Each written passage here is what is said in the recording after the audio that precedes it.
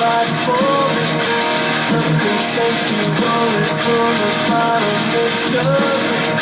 I feel hypnotized, I feel paralyzed.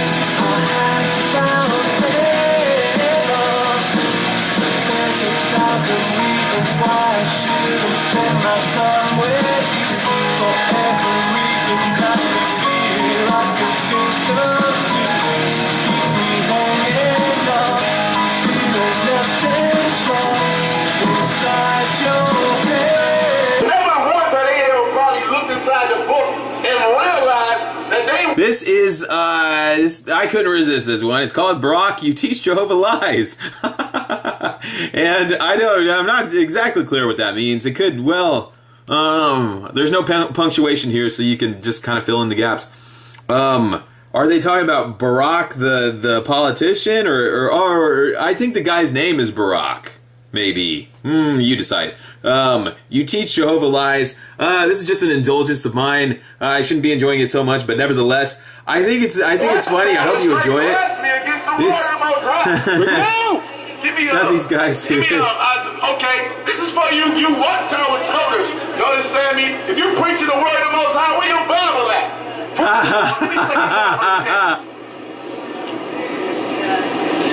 Alright, give me what you hold, whatever you hold now. Go ahead. This is the book of Isaiah, chapter 8, verse 20. Go ahead. To the law and to the testimony. It's saying straight and full. Oh, I love it. To the testimony. Where you find the law and the testimony at? The law and the testimony in the word of the Most High, in the Holy Bible. Joshua chapter 1. This for you, Jehovah's Witness.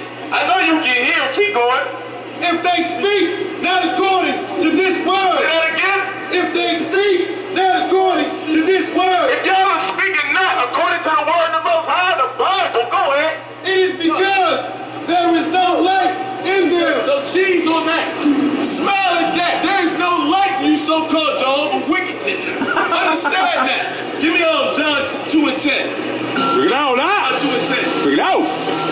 This is scary. Give me Revelation 1. I'm getting old. Look at this white bastard. This is a real treat here. I just can't get over it. You have these crazy, I don't know, these street people. Even the craziest people you can think of can see the Jehovah's Witnesses are mixed up. It's pretty bad, isn't it? I couldn't help thinking that was apparently there's some Jehovah's Witnesses out there with magazines. For whatever reason, they don't have a Bible. It just reminded me the last thing I ever said to the men that eventually disfellowshipped me was, "How come you guys don't have Bibles?" It was, he came to a shepherding call without Bibles. I don't think they consciously did it. I think it slipped their minds, which was, and these Jehovah's Witnesses out in service probably, it slipped their mind as well. They just didn't even think of it. And therein is something symptomatic of Jehovah's Witnesses. The people that wanted to disfellowship me, they had their heart set on it so much. That was their, but it came from the wrong place. I don't know. It's up to you. The people that wanted to disfellowship me were so intent on it and so excited about it and everything, they left their Bible at home. See, that's the problem. Hey, it'd be one thing if you say, I have my Bible in my hand, I read it all the time, and that's what drives me to knock on your door and tell you you're a bad person and something has to be done about you and you have to be punished. But when you leave your Bible at home, it kind of loses the impact. The effect's not the same. You have the Jehovah's Witnesses. They're doing street witnessing. You've probably seen it. It's all over the place on YouTube now. You have Jehovah's Witnesses. They're sitting on the park bench and they're holding up tracts. They're holding up tracts where they're standing on the street where everyone's walking by and they're holding up magazines. Look, it'd be one thing if they were holding up a magazine in one hand and the Bible in the other hand, but they don't even do that. They hold up magazines in both hands. It is what it is.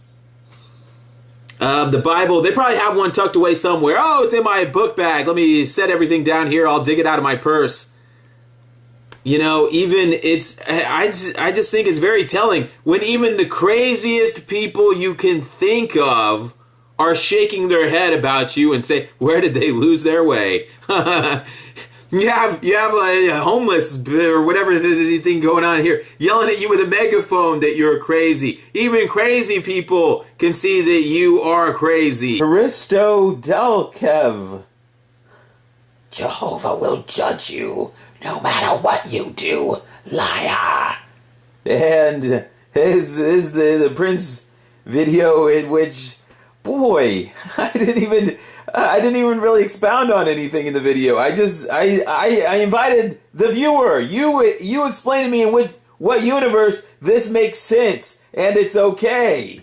I invited Jehovah's Witnesses to explain it to me. Nobody did.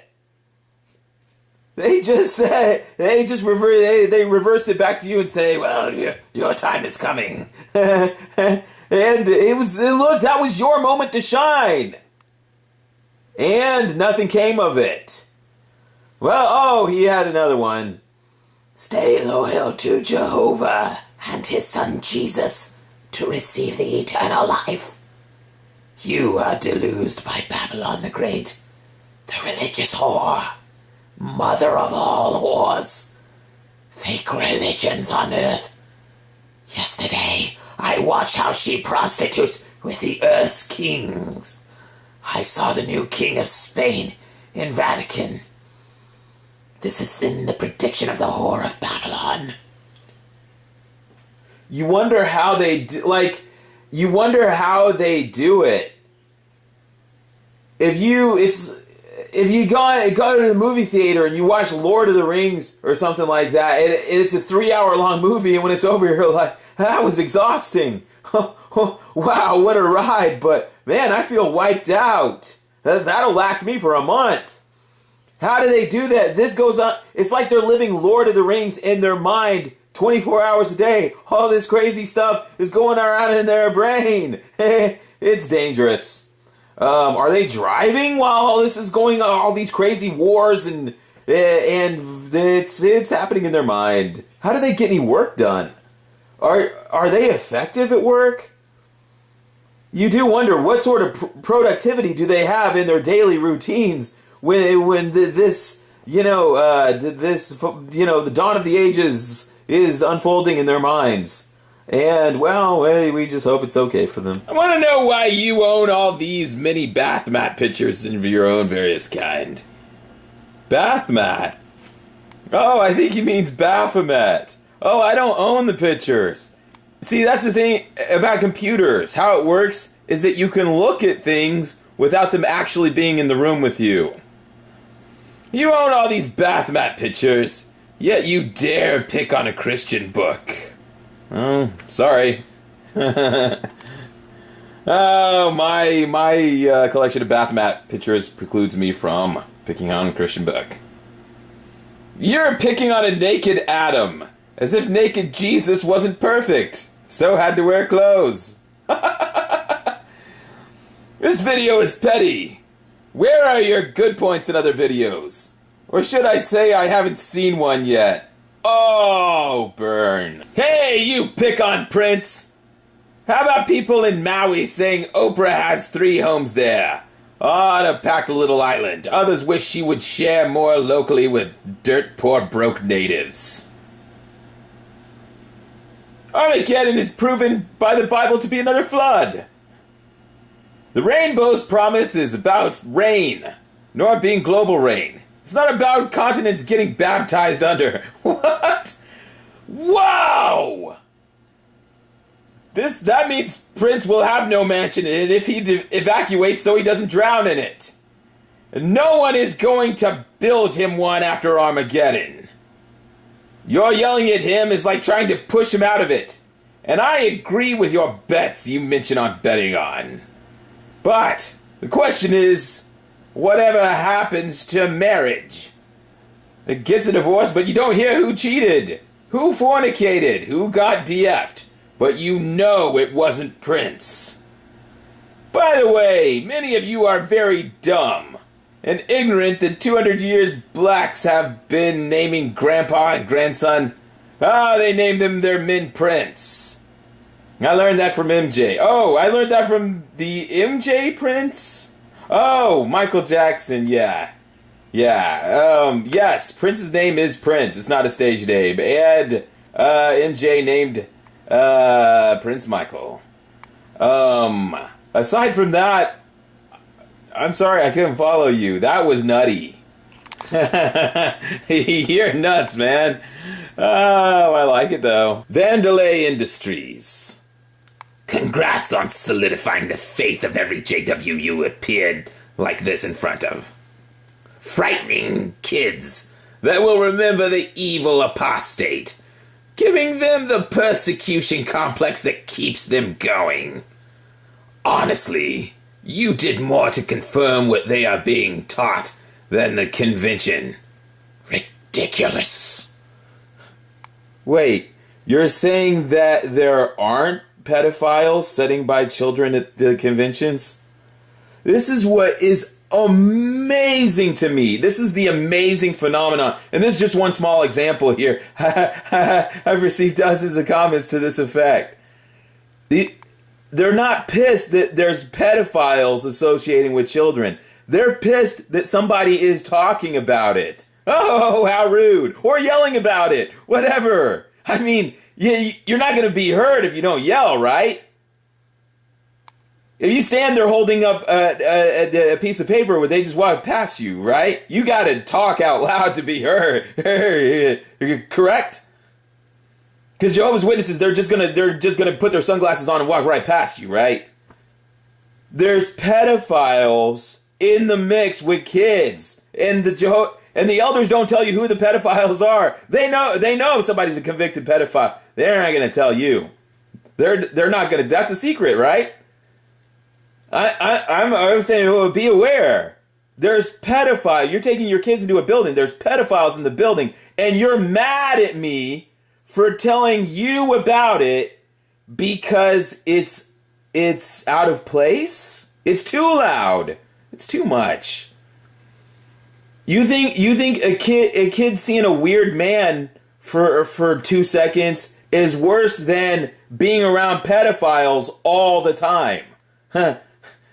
Oh, you go to the meeting and say, hey, let's all go out and service together in a car group. Oh, I'll go to the door. I'll just leave you here in the car with the kid. And they're mad at me. My God.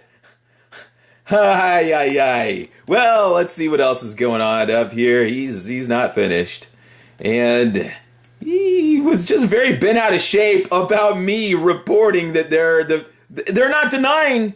They don't deny that, yes, there is pedophile. Yes, there's pedophiles there, but why make a big deal out of it? Oh, why? Vandelay Industries. Did you even understand my point?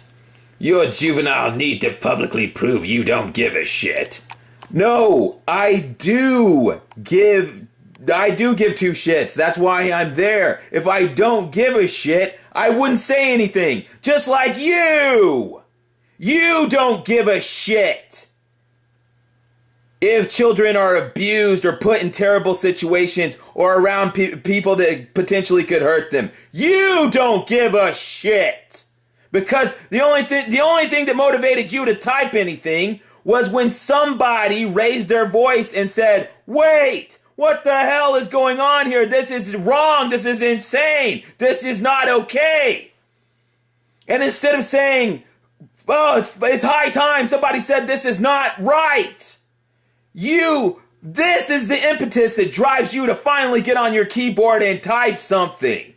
It is to shame and scorn the person who said, wait, stop and think before you take your child into a building that has secret pedophiles in it. It just locks people into their mindset further. Do you think you woke anyone up that day? Oh, I saw some very sober faces that day. Believe you me, some people went home and had one or two things to think about whether they liked it or not. If you do, you are delusional. Wait, no. If nobody said anything, the delusion continues. Why not go for less the fire-breathing apostate shtick and use your intelligence to come up with something that may actually damage them?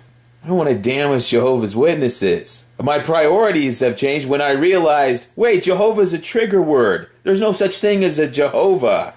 What's a Jehovah? Oh, it's a trigger word to trigger your obedience.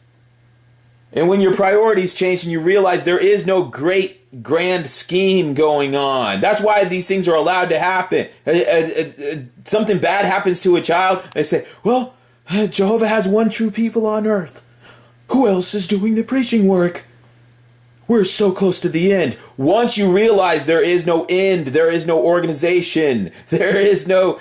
once those things vanish and disappear, your priorities shift. And you say, wait, what about the people that are being hurt for nothing? When you think they're being hurt for something, then it doesn't seem that important. And that's why people... their own kids get molested. Or abused or yelled at or whatever shit goes on. Or don't get to go to college or any number of things. It's no big deal because of the great plan. The great scheme of things. Jehovah's scheme of things. Once that scheme of things dissipates before your eyes, your priorities immediately shift. And you start thinking about the hundreds and thousands and potentially millions of people who have been damaged.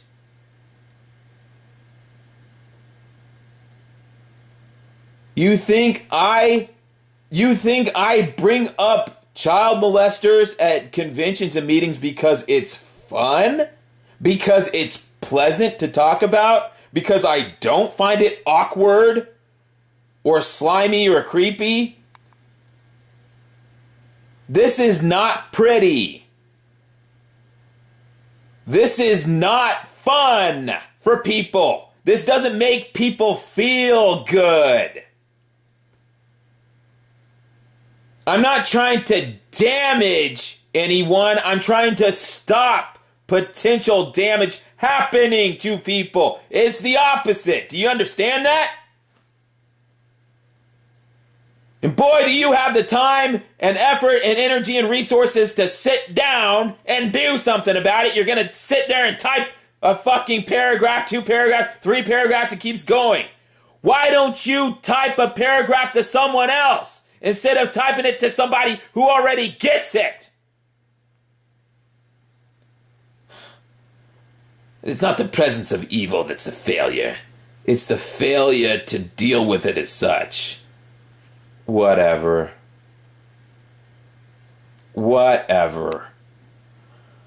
Instead of being angry at the existence of pedophiles, you're more pissed at a guy for yelling about pedophiles? I have no use for hypocrites like you. Why? I can't believe I'm wasting this much time with you, except that you're a fine example of the comments I keep receiving from people who are, I don't understand. What are you people thinking? What are you people doing? You're pissed at somebody for yelling about pedophiles. What is more worthy of being yelled about? People go to soccer and they yell. People go on X Factor. People are watching X Factor on their TVs and yelling at the screen. People yell. Hey, somebody's warning people. There's pedophiles right next to your kids, and it's a secret. And nobody's supposed to talk about it. And anybody that brings it up will be shushed or removed or eventually disfellowshipped, right? You can't talk about pedophiles at the Kingdom Hall. You'll get in trouble. It's a taboo subject, right? You can't go to the Kingdom Hall and say, I just want to talk about pedophiles today. We do the same thing at the meetings every time. Every Watchtower study, it's the same. It's the same. Every Thursday night meeting, it's the same. It's the same. Can we take one meeting to talk about pedophiles? The reality of pedophiles being around our kids. It's the big secret at the Kingdom Hall. Some people know about it, but no one can talk about it. And so one little guy is going to say, hey, I'll take an hour out of my day and pipe up. And you're pissed. This is revealing something about you, Vandalave Industries. Do a gut check. I don't even know who you are or what makes you tick. I just know people like you are a dime a dozen, and I've got no use for you. Look, if exposing the reality of pedophiles amongst Jehovah's Witnesses isn't your thing, fine, well, and good. But how dare you sit down and type a paragraph trying to rein me in? How dare you? You can go suck an egg. I got no use for you or anyone like you. You make me sick. If you don't think that exposing the reality of pedophiles amongst Jehovah's Witness children is worth your time, fine and dandy. But don't you dare ever come on my channel again and try to rein me in, you ass! You asshat!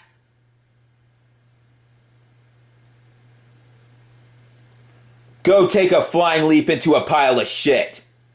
And don't you ever come on my channel again. Jehovah's Witness for life. He's a lifer. All religions make mistakes.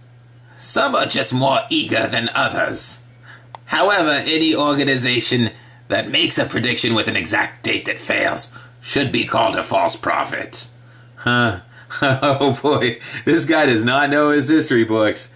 Boy, wow. First century Christians thought the end was right around the corner as well. Were they false prophets? Of course not. This is one of the old standbys of Jehovah's Witnesses. They will, and you read and watch our magazine, you hear and talks. Oh, the first century Christians thought the end was right around the corner. It's a lie. It is a lie that they have propagated again and again and again. The apostles asking Jesus, Lord, are you restoring the kingdom at this time? Is not making false prophecies. That's just it's a lie. It's a misdirection. It's misleading. That's their big cop-out all the time. Well, the apostles appear to have thought that perhaps Jesus was, well, what else were they supposed to think? He was the one marching around saying that that's exactly what he was going to do. Oh, it turned out to be a metaphorical, vague thing. But not at this time. Not in the way that you thought. They're acting like once they all get to heaven, they say, "Oh, you thought the end was in 1975? Well, we thought it was in 75." They asked questions to Jesus and they tried to understand. They didn't print up tens of millions of magazines alerting people to the fact that there's only years or months left in this system of things, and distribute it all over the world, and then say, "Well, what about in King David's time? He must have thought that he must have had some wrong expectations too. We're just like him." They're acting like it's a very normal thing. It's up to you, whatever you think. But I don't know. I just had a really funny comment. This was a weird one too. He's on a Watchtower video, and apparently he's replying to someone called Fit and Flirty. I'm gonna imagine that's a woman there. He said, "Maybe you can rescue me. You look pretty hot." Kind of a weird place to be coming on to somebody on a religious video. I don't know. What would Jehovah think about that? Maybe he's just joking around a little bit, but it's kind of, this is kind of a strange time and place to be putting the moves on a woman when you're dressing down other people and shaking, you're wagging your finger at people in a religious context, but whatever is going on here, we'll leave it alone. I don't want to know what's going on there. I stand corrected. Great crowd. I've never seen anything to say the great crowd writes the literature. Well, no, neither have I, but that's not really even a secret. At this, I don't think anyone's in the dark about that. I mean, that's just really fact. Back in the 70s or whatever, it was, you had the actual old guys writing, or they said they did. They wrote the books and everything. But I think the cat's out of the bag. It's they have just, people that they have delegated that to, that are, it's, I don't know. You don't know where to start with some of these people. I'll skip through some of this boring stuff. I just saw this one was so wacky. I haven't watched this video, but apparently this young woman she's an ex-Jehovah's Witness and had a near-death experience. And this Jehovah's Witness for life, his response, "You're gonna get owned at Armageddon." Instead of saying, "Oh, I'm glad you're still alive, glad you're still with us." First thing that comes to a Jehovah's Witness mind is, well, you're alive now, but you will die at Armageddon. So don't be too happy. Don't celebrate your life, and don't celebrate the fact that you're still living so quickly, because you will die. Your death has just been delayed, not canceled. Being blunt is the only way to get through to these mentally diseased individuals. Their minds have been poisoned, and sometimes drastic measures need to be taken. I pray for Vera, though. Oh, that's nice. And you watched a Robert King video. Any proof to back up your claim? No, he really doesn't. He's very much like Jehovah's Witnesses in that he makes very grand and outrageous claims without any proof to back it up whatsoever. And he insists that you believe. So, he's... what is going on here? We are bigger and stronger than ever. And...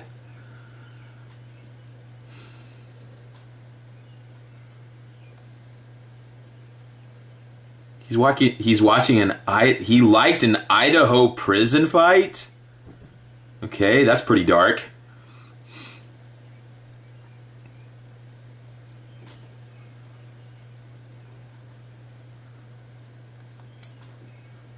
He watched a video about Theodore Jairus and said, "What a great man." Well, a little factoid, I actually met Theodore Jairus several years ago. And being somebody who met him in person, I can tell you this. He smelled terrible. He spittled when he talked.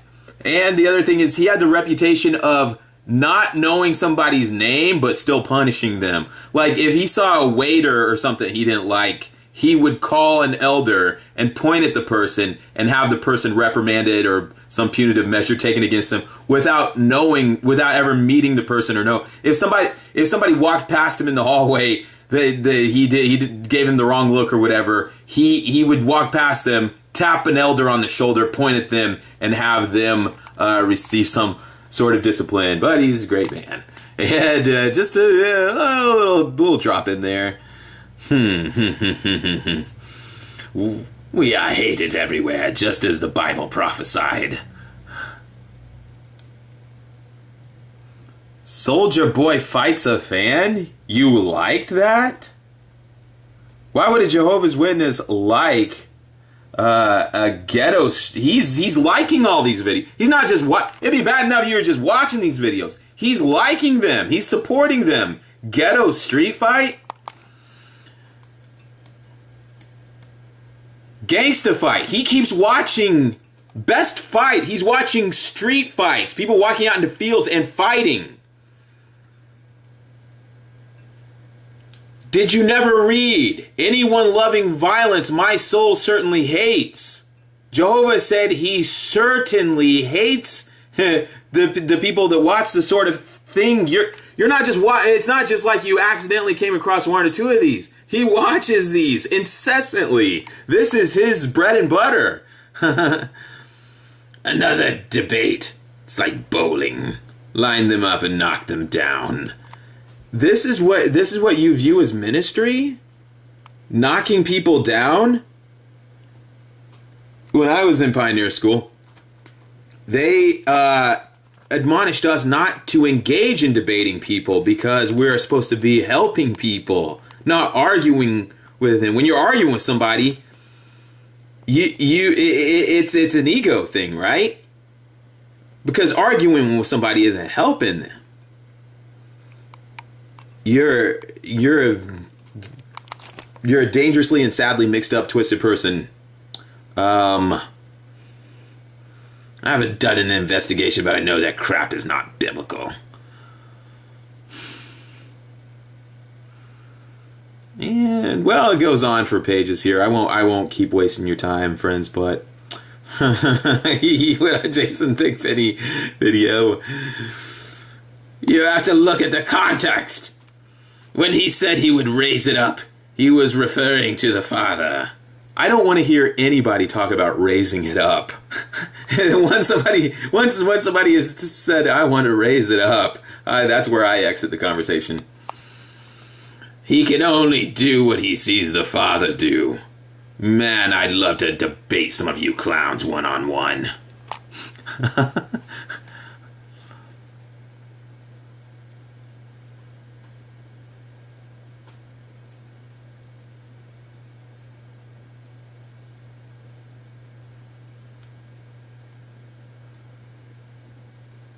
Wow! You need more help than I thought. I'm sorry, man. Have you ever thought about speaking to an elder?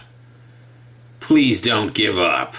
Jehovah will guide you. The truth can stand up to anything, including some weak apostate videos. Jehovah will take care of you at Armageddon. If it was me at your door, you'd be singing a different tune right now, bitch.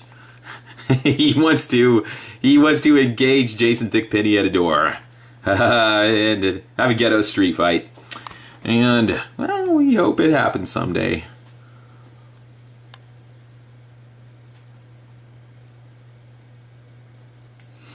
You are ignoring the fact that the man doing the hitting is still a person.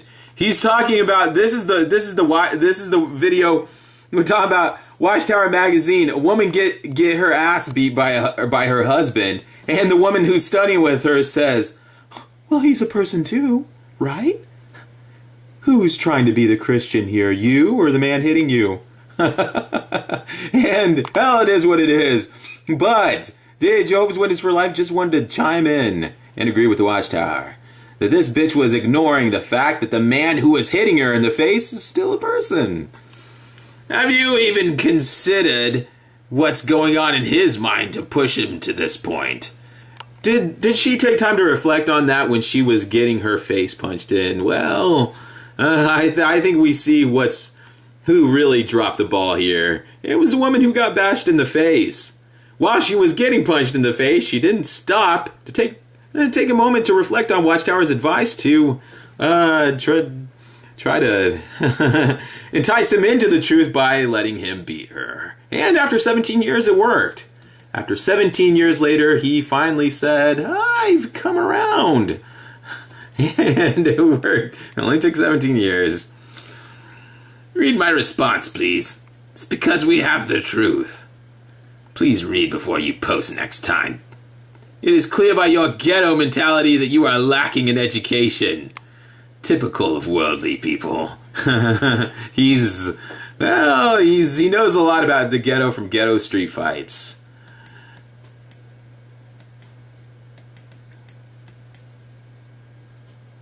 I've owned every worldly person in a debate. Why? Because I am part of the only true religion. And there you have it.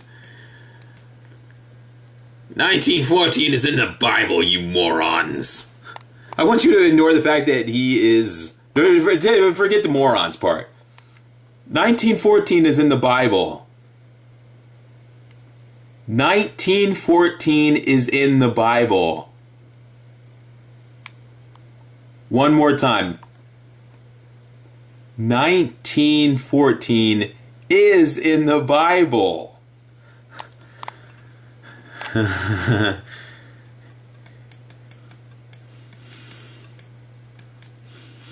Get that kid out of your video.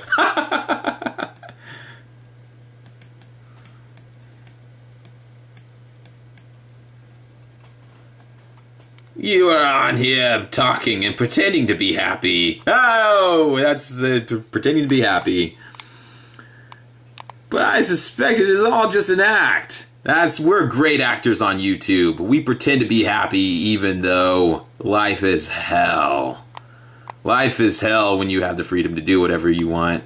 Not have to sit next to Jehovah's Witness for life at the Kingdom Hall. It sucks. But I mean, it must suck for that woman to, when she was not getting her face beaten. I don't know. When you're Jehovah's Witness, you're supposed to simultaneously, while getting punched in the face, think about how to be a better Christian to the man who's hitting you in the face. But after that's over, it sucks because life is miserable without the joy of having the fruitages of the Spirit when somebody punches you in the face for 17 years. I suspect it's all just an act. You are hiding from something. He's in hiding. He's on the lam. That's why he's putting his face on a video. That's 100. Oh my God, 141,000 views. Oh, but he's in hiding. You need to realize that there is no hope out there. Trust me, I've been there. You will be back. I've seen it so many times. Have your fun for now, I guess. Have your fun with living your sick life of books. For now. And come back to the world of ghetto street fights later. JW street fights.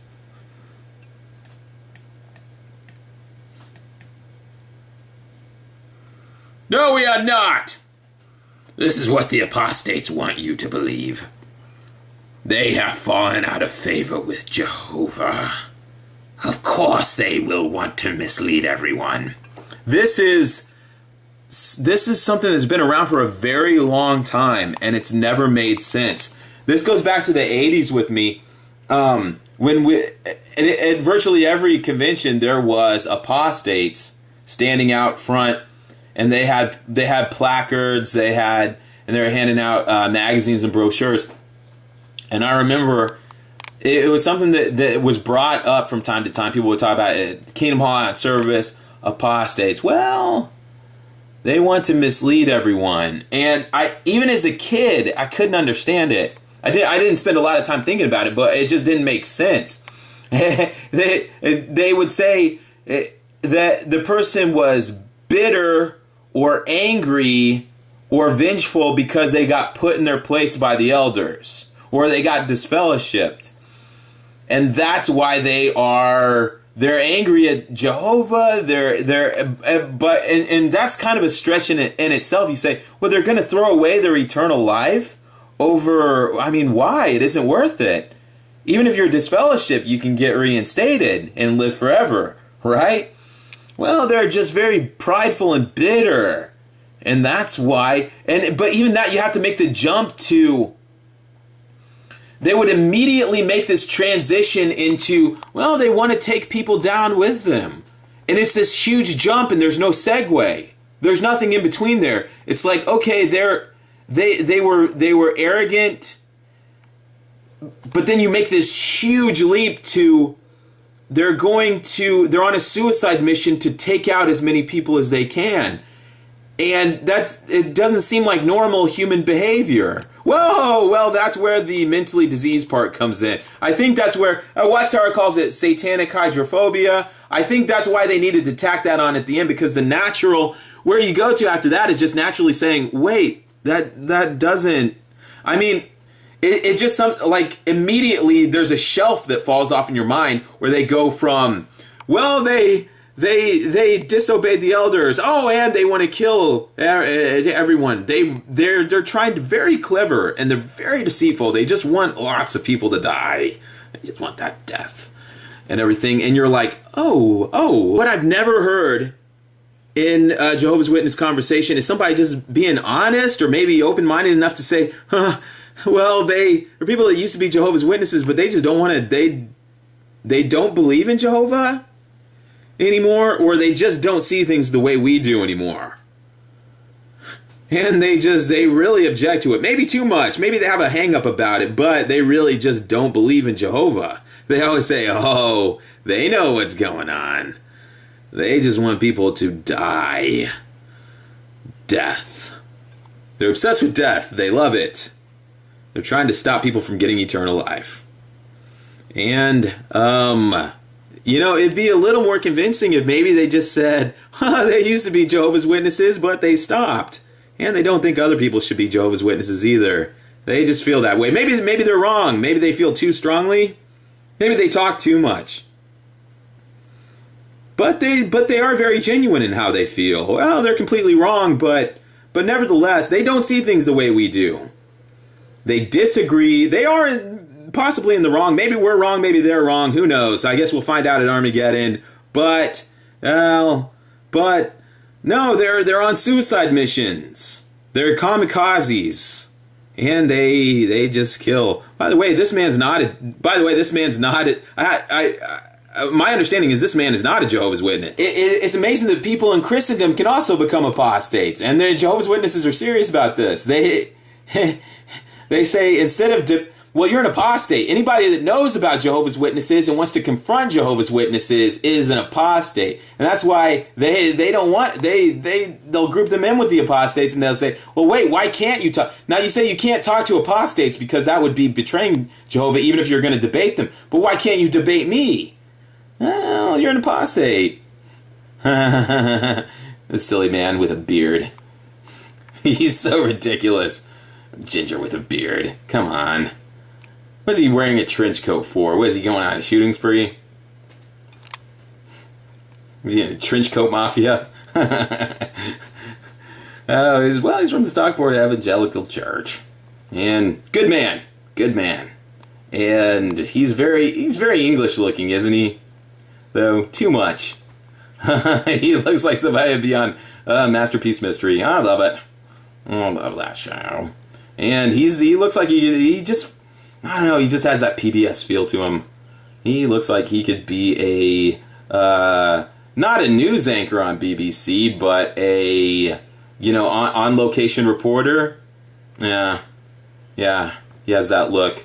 Very serious, very, he looks like somebody who eats soup. This is a man who orders soup at, when he stays at hotel restaurants, he orders the lamb soup that has the bone in it. The bone, it's a ham hock, it's sitting in the soup. And he eats it with the peas. But he's also somebody that would complain to a waiter that there is too much diced carrot in the soup. He's enjoying and send it back to the kitchen.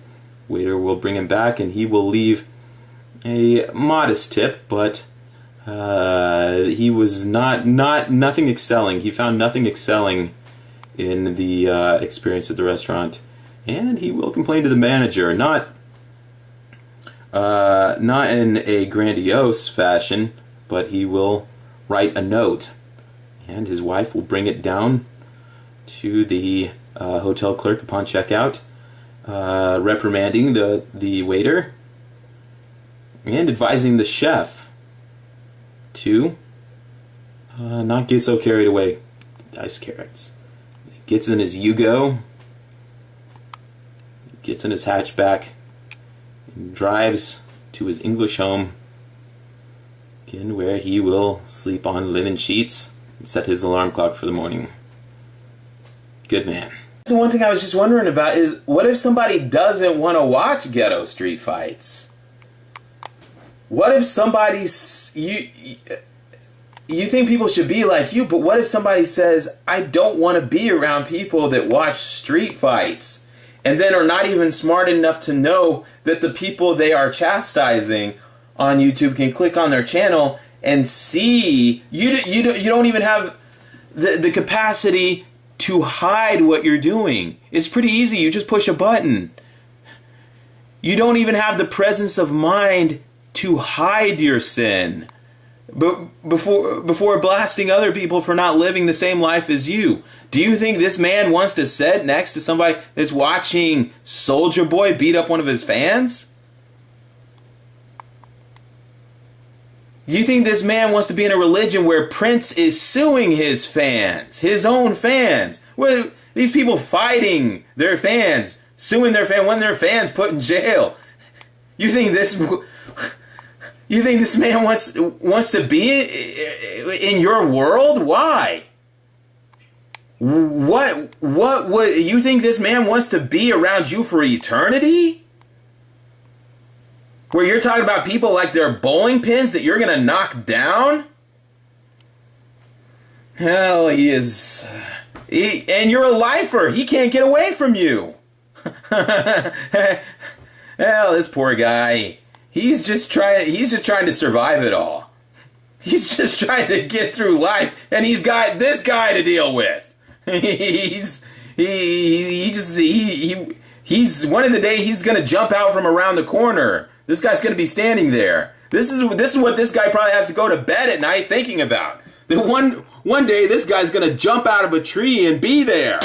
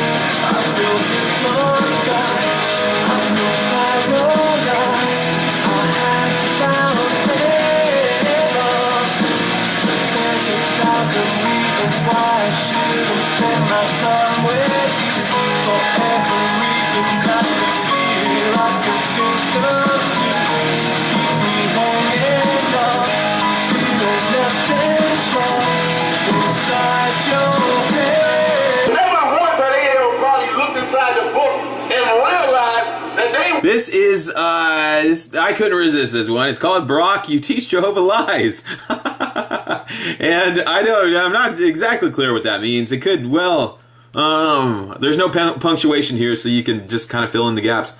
Are they talking about Barack, the politician, or I think the guy's name is Barack, maybe. You decide. You teach Jehovah lies. This is just an indulgence of mine. I shouldn't be enjoying it so much, but nevertheless, I think it's funny. I hope you enjoy it. Not these guys here. Okay, this is for you watchtower toters. You understand me? If you're preaching the word of the Most High, where your Bible at?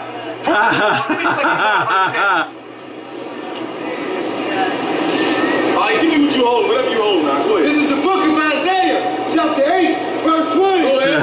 To the law and to the testimony. It's saying straight and forward. Oh, I love it. To the testimony. Where you find the law and the testimony at? The law and the testimony in the word of the Most High, in the Holy Bible. Joshua chapter 1. This for you, Jehovah's Witness. I know you can hear. Keep going.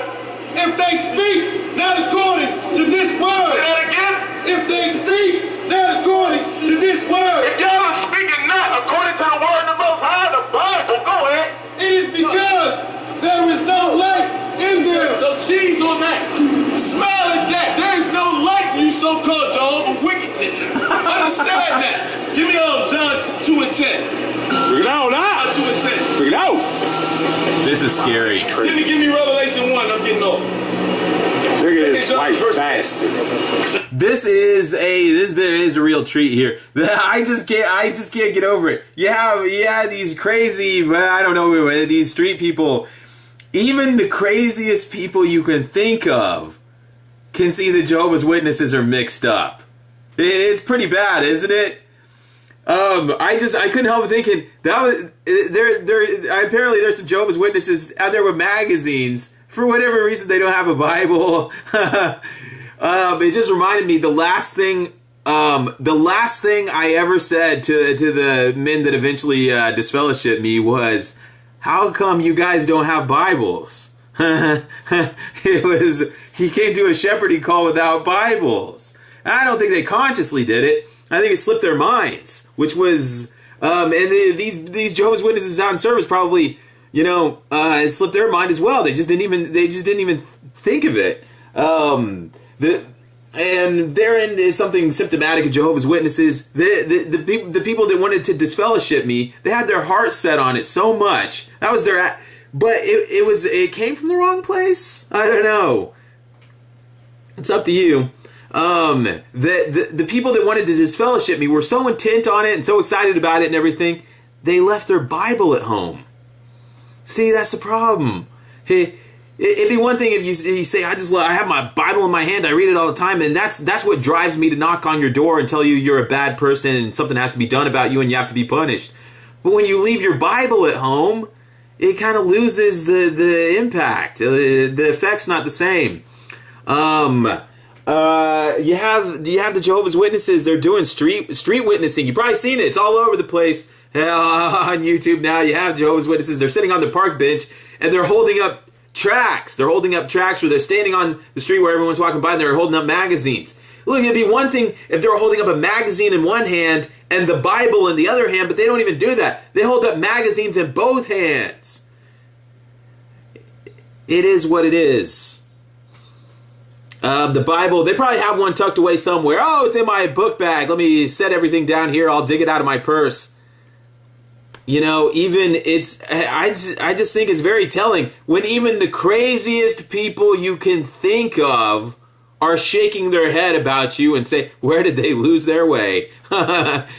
You have a homeless or whatever the thing going on here yelling at you with a megaphone that you're crazy. Even crazy people can see that you are crazy. Aristo Delkev. Jehovah will judge you no matter what you do, liar.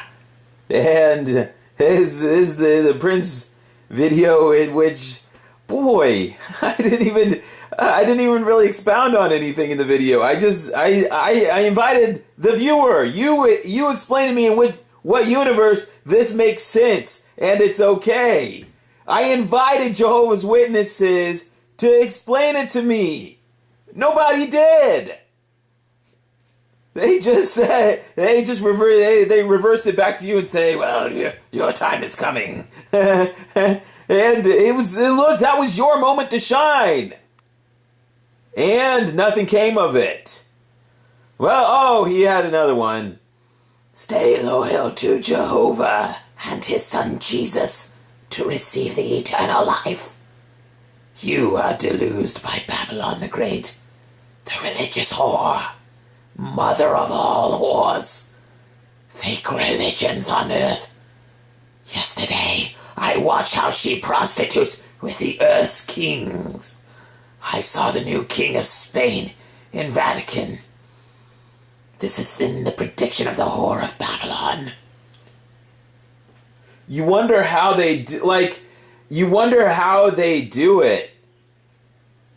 If you go to the movie theater and you watch Lord of the Rings or something like that, it's a 3-hour long movie, and when it's over, you're like, that was exhausting. Wow, what a ride, but man, I feel wiped out. That'll last me for a month.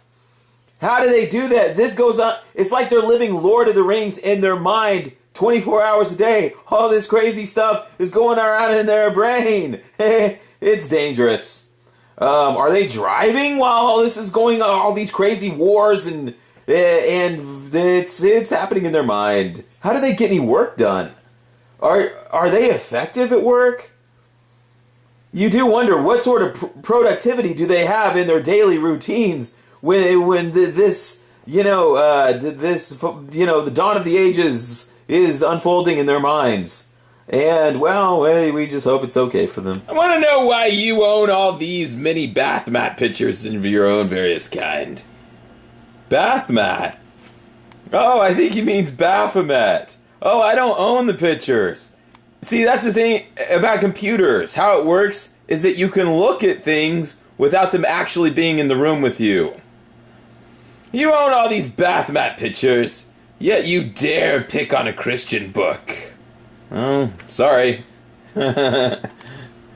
Oh, my collection of bath mat pictures precludes me from picking on a Christian book.